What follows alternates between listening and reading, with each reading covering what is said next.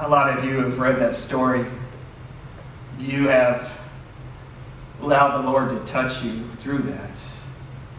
But you see, I was there during all that.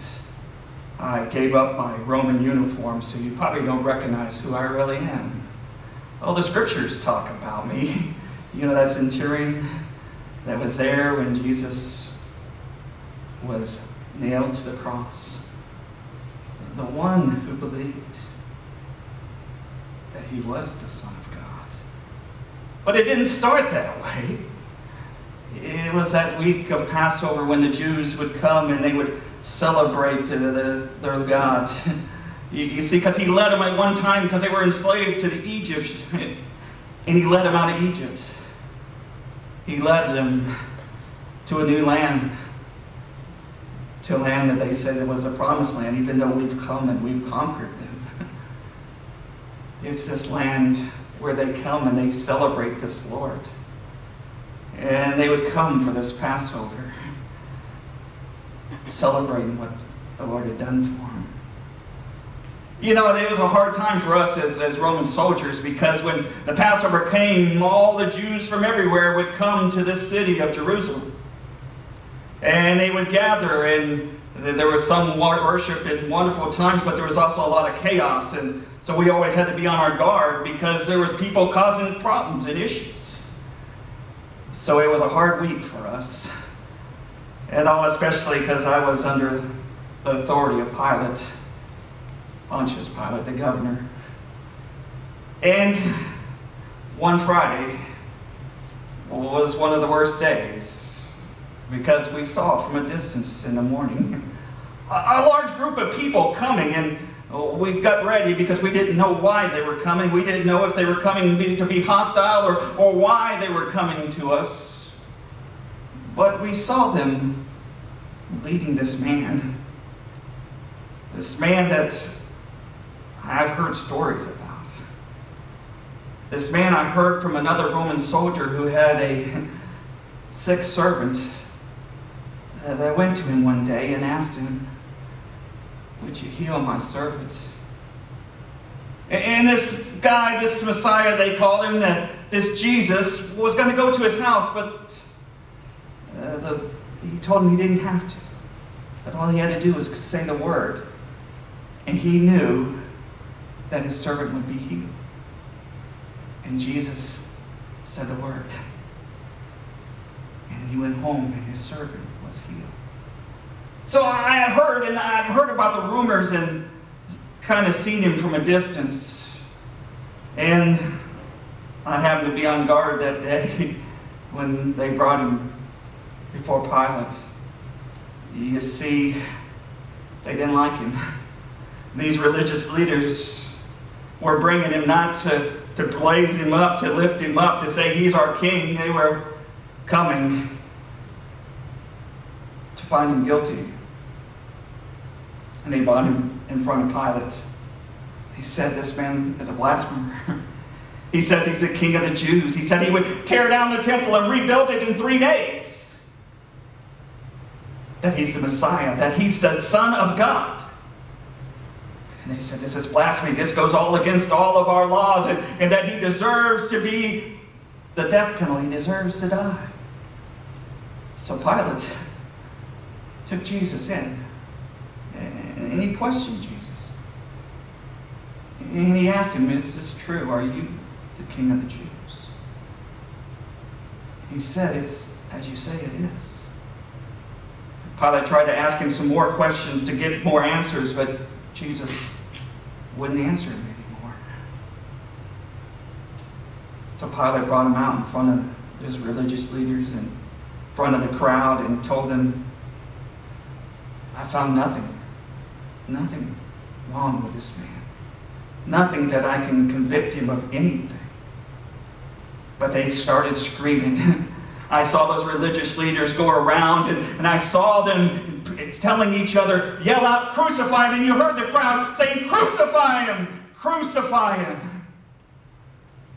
But Pilate said, I haven't found anything wrong to crucify this man you call the Christ. But they kept yelling, crucify him! Crucify him. So Pilate thought,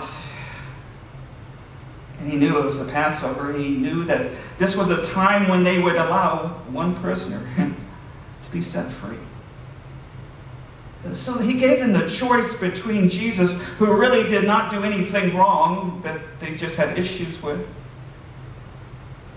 and between a man named Barabbas,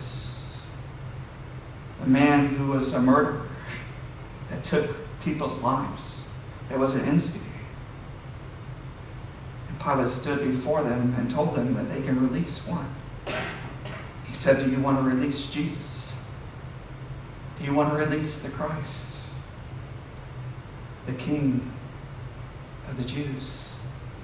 Or do you want to release Barabbas? And the crowd, because those religious leaders went around and got them worked up again, they started yelling at us, give us Barabbas! Give us Barabbas! And Jesus said, what do I do? Pilate said, what do I do with this man you call the King of the Jews? And they said, crucify him. Crucify him. And they kept yelling.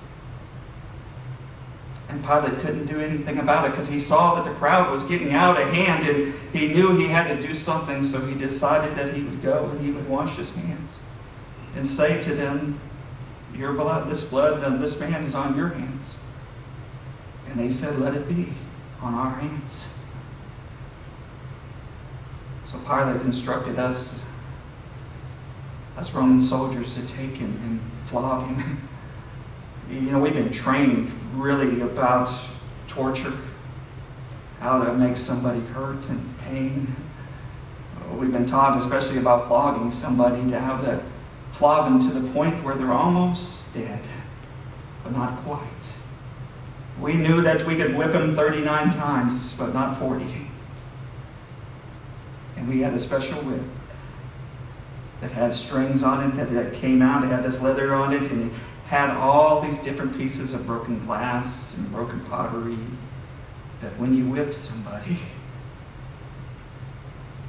it hung in their flesh. And when you pulled it out, it tore their flesh.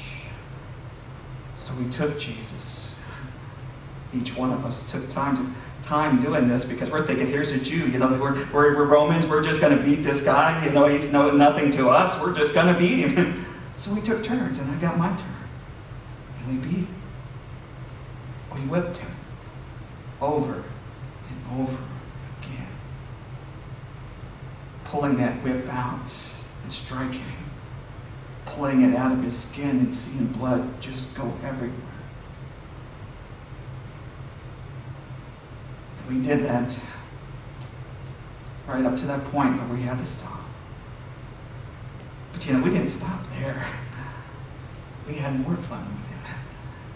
We said, you're the King of the Jews, so somebody made a crown of thorns to make him a crown, so we wanted to crown him king. So we put this crown of thorns on his head, and we pushed it down, and it started bleeding from the top of his head. And we put this robe on him, this purple robe, we put it on him, and we gave him a staff, and we all bowed down, and we all started yelling, hail to the King of the Jews! Hail to the King of the Jews! And guess what? We spit on him after that. And we beat him more. We beat him. He was just a Jew to us. He wasn't nothing to us. And then came time to lead him and two other criminals to that place they call Golgotha, which means the skull.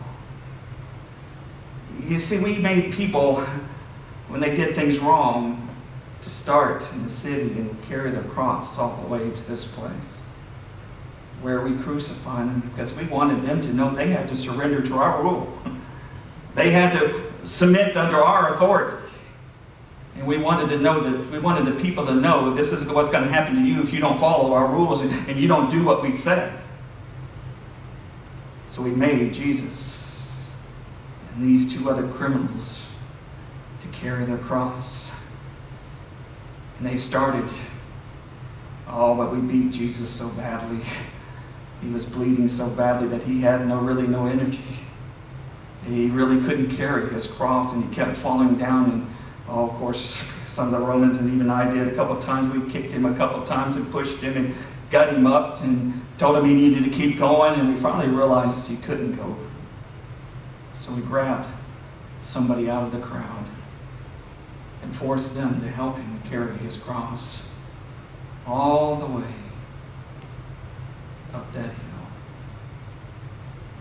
And then when we got there, we did something unusual, because normally we would just tie people to the cross and tie them in a certain way. You have to realize we knew what we were doing, and we would tie people in certain ways to the point where fluid and all that would build up in their lungs and they would suffocate themselves. But this time somebody decided that we were going to nail him to the cross. So we laid his cross down. We just stretched out his arms. And we just started hammering. Oh, he screamed. But we got that nail through one hand, and we went to the other hand and stretched it out and nailed that hand to the cross. And then we grabbed his feet. We positioned him just right, and we nailed his feet to that cross. And then we stood him up. We stood him up. There he was, with those two criminals hanging on the cross. All the religious leaders were loving this, and they were just starting to make fun of him. If you're the Son of God, come down out there. Come down if you are the King of the Jews. And they started making fun of him, and even some of the other Roman soldiers started making fun of him and ridiculing him. And even one of the criminals that are getting ready to die started making fun of him. And he looked, he says, if you are this Christ, this Son of God, save yourself and save me. But I heard the words, and this is what started changing my life. From the other criminal who looked over to the other one and said, we deserve to be punished like this. This man's done nothing. He didn't do anything to deserve what he's going through. Something in me just started changing. Something touched my heart to realize, yes, he was a Jew, but what we put him through, he didn't really deserve it. But Jesus looked over to that criminal, because that criminal asked him, he says, Lord, when you go to your kingdom, could you bring me there with you? And Jesus looked at him and said, surely, today, you will be in my kingdom.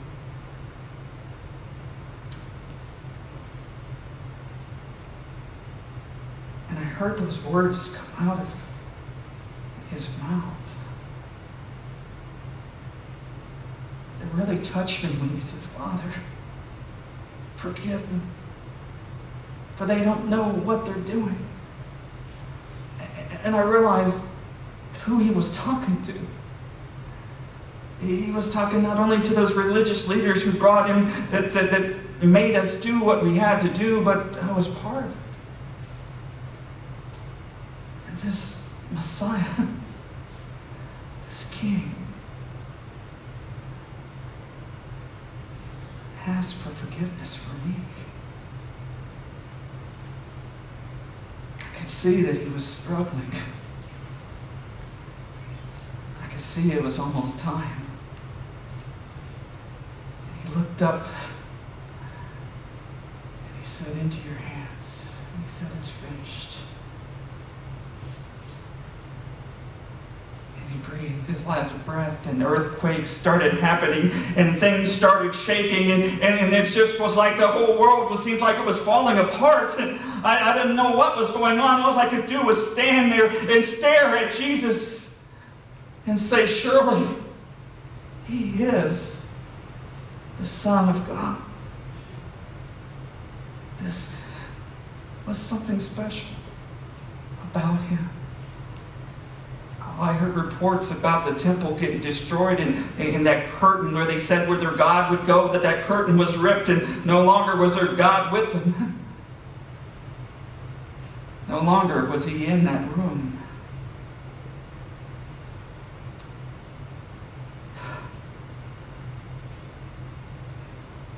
But that stuck with me for the longest time. This Jesus, this one they called the Christ, this one they said he was the Messiah, who did miracles after miracles, who healed people, who fed people, who touched the lives, and even my life, touched me. Oh, died for me. You see, today I don't know where you're at. Maybe you know this Jesus. Maybe you know of him. Maybe you've become one of his followers because he had followers. And maybe today you might have been like I was. You see, I found myself in a hole. Not in a physical hole, but in a spiritual hole. Trying to get out. And I want to just share with you a little bit through this video.